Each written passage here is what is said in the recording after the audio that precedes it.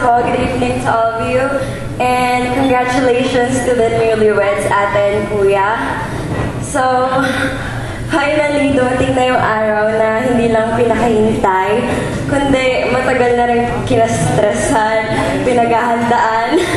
Yung tipong lahat ng tao, lahat kami natutorete na for the wedding of the year. Tapos, alam niyo, nung una pa lang, hindi naman ako umapila na si Kuya Raf na yung mapapangasawa ni Ate. Kasi bata pa lang ako, sila na ni Kuya. And since puro babae yung kapatid ko, naghahanap din ako ng kuya. Tapos si Kuya Rafi naman yung kinalakihan ko. So napunan niya yung place na yon. And minsan nga dahil kami ni Ate magkasunod, usually kami nagka-clash. So minsan natatarayan ako ni Ate. Si Kuya pa yung nagtatanggal sa akin. Kaya nung bata ako naisip ko, mas pinipili ko pa si Kuya kapag nagtatampo kay Ate. Mas gusto ko si Kuya. Tapos, nung minsan, nabasa ko pa yung diary ni Ate kasama si Tita Jo na ako lagi yung dahilan kung bakit sila hindi nagkakasama ni Kuya kasi ang pasaway ko daw nung bata kaya si Ate yung nag-babysit sa akin sa Bel Air. Tapos, ayun, na-witness ko lahat ng away bati ni Ate at Kuya na nung college pa nga sila kung mag-away sila straight English pa.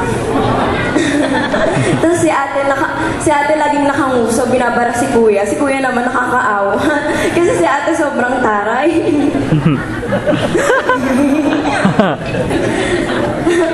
Tapos, sa pagkakalala kong si Ate, tinanong kung okay lang yung damit niya nung interview. Yung interview yata sa yun.